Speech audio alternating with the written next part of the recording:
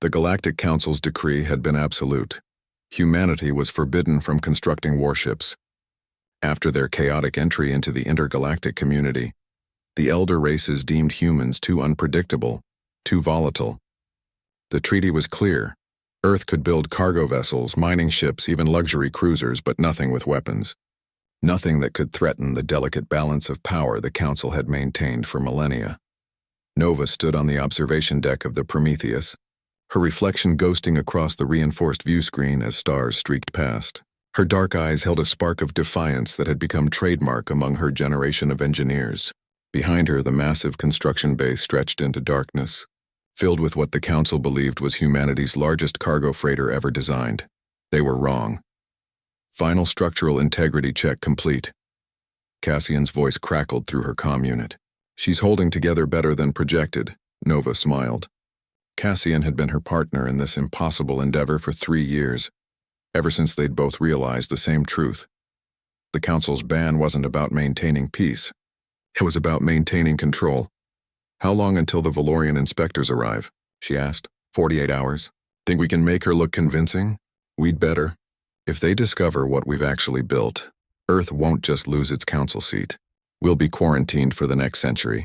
The Prometheus was officially a super freighter, designed to carry raw materials from the outer colonies back to Earth.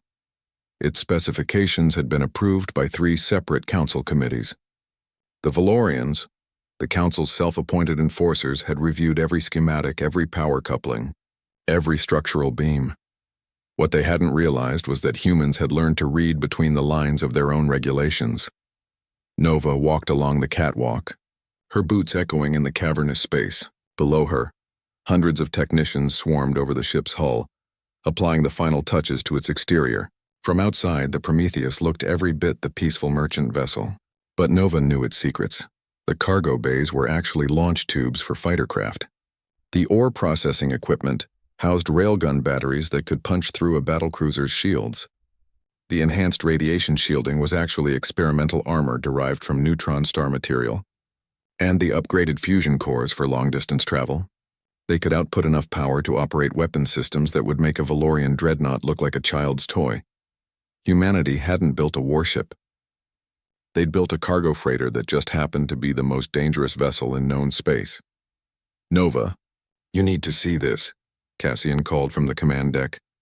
She found him staring at a holographic display, his usually calm expression tight with concern. The display showed a sector map with a red warning beacon pulsing near the Kepler mining colonies. The scrawl, he said grimly.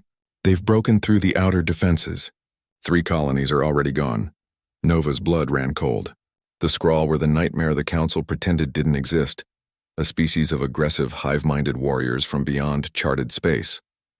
For years, they'd been testing the Council's borders, probing for weakness. The Council's response had been bureaucratic committees and stern warnings.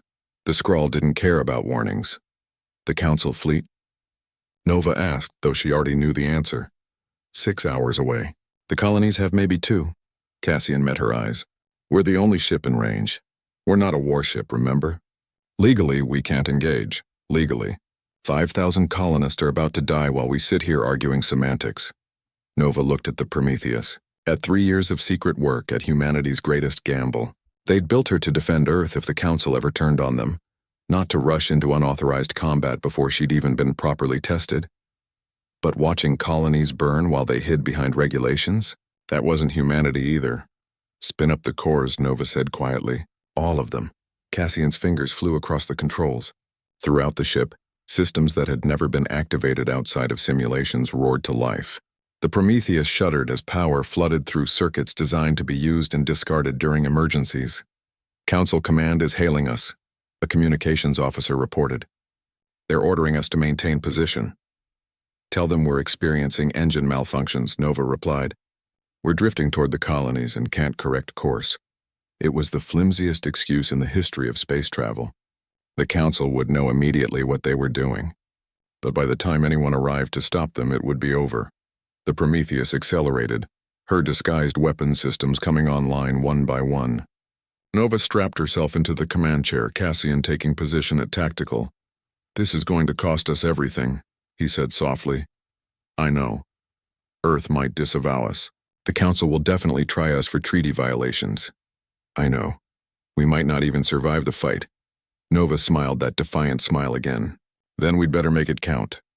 The Skrull fleet appeared on their sensors, 18 warships surrounding the colony stations like sharks circling prey. They'd never encountered a human vessel before. They didn't know to be afraid. They learned quickly. The Prometheus burst from jump space with her cargo bay doors already opening.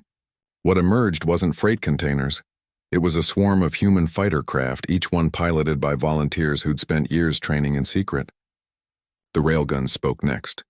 Magnetically accelerated tungsten rods traveling at relativistic speeds, turning Skrull cruisers into expanding clouds of debris. The Skrull attempted to regroup to bring their superior numbers to bear. But the Prometheus had one more advantage they couldn't anticipate. She was designed by humans who'd spent centuries perfecting the art of war, even when they weren't supposed to. The battle lasted 17 minutes.